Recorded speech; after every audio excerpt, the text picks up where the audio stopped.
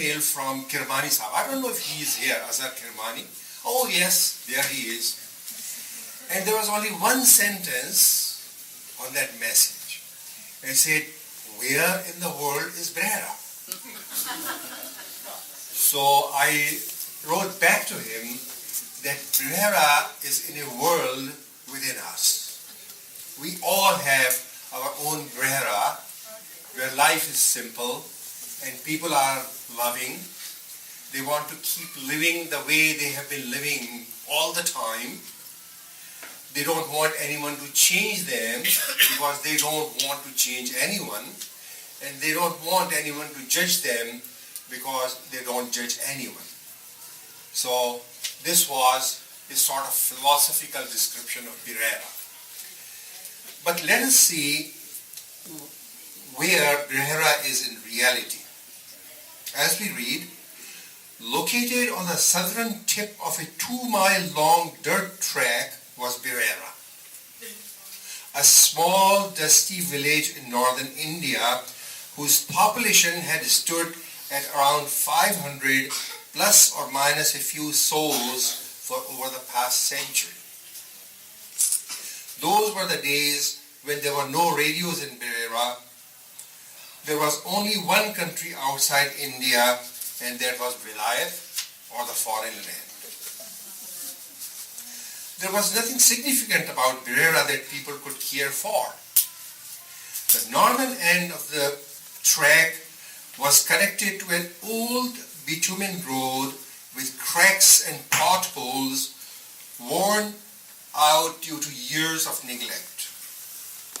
The road was mostly occupied by bullock carts loaded with bales of hay. The sleepy bullocks chewed their cud and announced their presence by the dull sound of the bells around their necks as they pulled their cars at a snail's pace. They continued on their familiar path with no need of driving instructions. Their drivers napped on top of the hay, getting down from time to time to urinate by the roadside. So that was Birehra. Now, one thing that you have noticed, and Munir also mentioned, was a lot of deaths. Now, if you go back to India, then in rural India during the 40s, the life expectancy was only 38 for men, and it was 23 for women. Most female deaths occurred during the childbirth. The infant mortality rate in India is still the highest in the world. So you can imagine that the population had stayed at 500 because a lot of people were dying. And of course, a lot of people were getting born as well, but they could not be kept alive. As a matter of fact, I remember that one of my uncles, women were talking about him, and somebody said, well, he has started walking with a bent back. And so my brother said, well, I mean, he's 40 years old. So you expect it. So people, 40-year-old men were considered to be old men. So this is basically what the background is. Now, when I started writing Tales from Birehra, then it was supposed to be just a father and son story. First of all, we have Khasa. Remember, it's not Khan Sahib, it's Khasa. So there's Khasa, who is the flamboyant leader of the village, and from the Sherwani tribe, and then we have Azad, who is his 4-year-old son. But then, as the story went, all these characters started jumping out from nowhere. And everyone was so lovable that I could not ignore them. Now, this is one problem in this book. If the population of Birehra was 500, and if I could manage, I could have brought all the 500 of them because they were so lovable, but the final comes to about 72 characters. And one of my friends said that I seem to be influenced by the Russian writers, by Chekhov and by Solzhenitsyn. But you see, the problem was that I could not ignore anyone. Then came the time when the mustard crop filled the entire field with yellow blossoms. A bright yellow carpet was spread as far as the eye could see. Peacocks called their mates, and their pew could be heard for miles. Cows mooed, roosters crowed, birds chirped, nightingales sang, and donkeys brayed. The village was full of sounds and sights. There was hardly a moment when one did not hear one sound or another. There was no room for loneliness. How could one be lonely when there was so much life around him? Birehra was a timeless globe. Nights followed days and days followed nights, but time stood still. There was no past and no future. There were births and deaths, love and betrayal, fights and reconciliations, but every event occurred in the eternal present. So this is Birehra. Now it's a place where little things make people happy. It's not like with us that we need big things to make us happy, and every little problem looks like a mountain. Here, let's meet Hasan Khan. There was no doubt about the piety and scholarship of Hasan Khan, who had even been to Mecca for Hajj several times. On one of his trips, he had received a gold watch from King Saud. What happened was that as he was coming out of the Grand Mosque, after completing his 7 circles around the Kaaba, he was stopped at the gate while a huge crowd tried to get in. As he made his way out, he suddenly found himself face to face with the king, who was entering the mosque surrounded by the security guards, who were pushing people aside to make way for the king. Hasan Khan extended his hand to the king, and the king shook it. A servant who was carrying a bag pulled a gold watch from it and presented it to Hasan Khan, who accepted it gracefully. The king moved on. When Hasan Khan came back from the pilgrimage, his encounter with the king became the major story in Birehra. When people came to greet him on his safe return from the trip, he showed them the watch, and they all kissed it. After all, it had come from a holy place. They also received sandalwood rosaries that he had bought for them just outside the Grand Mosque.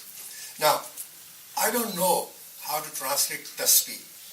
And because somebody objected and he said, well, rosaries are specific to Catholics. So he said, I didn't know that Muslims also used rosaries, but that was my translation of tasbih. So at the head of each rosary was a piece of sandalwood fitted with a cylindrical piece of glass. When they peeked into it, they were amazed to see the life-size picture of the Kaaba in it. The scene was so realistic that they felt as if they were standing in front of the Kaaba. The inscription under the picture said, "Made in Japan."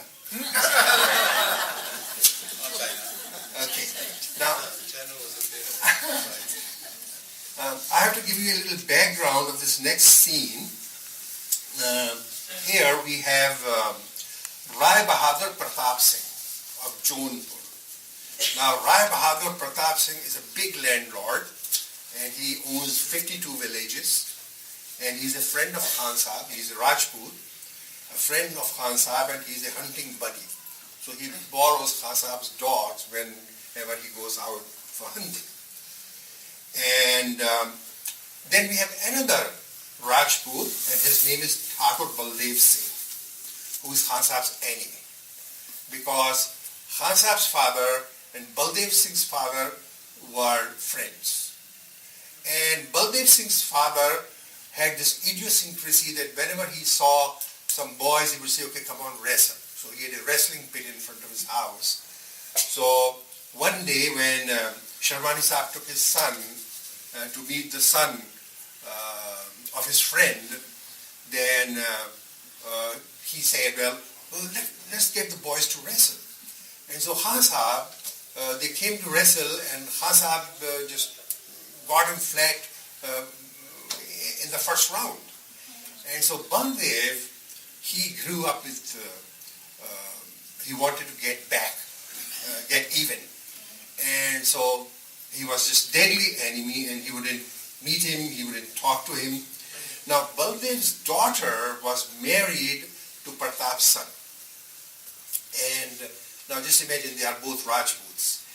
And she was mistreated. Her husband used to beat her, and her mother-in-law was bad to her. Her sisters-in-law were always cursing her. And so when she came back to visit her parents, they found out that their daughter was being mistreated there, so they simply refused to send her back. Now Pratap Singh does not know that. And so he said, what? This is our insult. And so I'm going to go and get my daughter-in-law back by force. So he prepares an army of Rajputs, and there are 500 Rajputs with their spears and lathis and whatnot, and they attack Birehra. And now there is panic in Birehra that Rai Bahadur Pratap Singh is coming to attack the village. And so when people just run away, they hide in their houses, and then Khan Sahab comes out with his lathi, and he stands on the outskirts of the village, and he says, I'm going to confront with him. Now Rai Bahadur is his friend, and so when he comes forward and his men behind him, and Khan Sahab said, well, you have to cross this line. And so Rai Bahadur said, well, what are you doing? Why are you protecting Baldev's daughter? He's your enemy. He says, no, Baldev came to me and he asked for the protection, and I'm providing him the protection. And so he persuades Pratap to send the men back, and he says, I'm responsible and I'm going to send your daughter-in-law back. So don't worry. And his sons are there as well. And so he brings them to the village, and people, they are satisfied. They take a sigh of relief. And then he calls Baldev and says, well, so there's reconciliation. And Baldev finds out that his son has been mistreating, and so he says, well, I'm sorry, it's not going to happen. So now, next day, Baldev's daughter is going back. So, and that is the scene. The news of reconciliation spread fast, and people came out to witness Preeti's send-off. Men, women, and children were lined up on both sides of the street. Many women stood on their rooftops and watched as Preeti's bridal carriage started moving. Pratap and his sons walked behind the cart. They were accompanied by Khan Sahab and Baldev, who escorted them to the edge of the village. The crowd followed them. When they stopped to say goodbye, Khan Sahab stood for some time, and when Pratap's party was at some distance, he shouted, Rai Bahadur Pratap Singh! His voice boomed throughout the village. Pratap turned his face to listen to Khan Sahab. Just remember that if anyone touches even Preeti's hair, I'll descend on your village like a hawk with 5,000 Pathans. And when I'm finished, not even a dog in your village will breathe. A hush fell over the spectators, and it seemed as if they had stopped breathing. A Pathan had challenged a Rajput, and they waited silently for the consequence. The air stood still. Not a leaf moved in a tree, not a bird chirped. The world came to a halt as people waited in suspense. Pratap walked back slowly until he stood in front of Khan Sahab. He looked straight into Khan Sahab's eyes and smiled. I have already apologized, he said in almost a whisper. What do you want me to do? Put my turban on your feet? He took off his turban, and as he bent forward, Khan Sahab put his hands under Pratap's arms and pulled him up. No, I just wanted to remind you. Khan Sahab replied as he took Pratap's turban and put it back on his head. I assure you that Preeti will sleep on nothing but a bed of roses in my home. As Pratap walked back to the carriage, people gave a sigh of relief and praised Khan Sahib's wisdom. Someone shouted, "Khan Sahib ki," and the crowd responded with Jai Ho. It was a prayer for Khan Sahib to be always victorious. The air was filled with the sound of Jai Ho. It could be heard in the entire village. "Khan Sahib ki Jai Ho, Khan Sahib ki Jai Ho." The story of Khan Sahib's valor and his confrontation with an army of 500 lathi fighters single-handedly was going to be told generation after generation with a bit more spice and a bit more exaggeration each time until it would become part of the folklore of Birehra.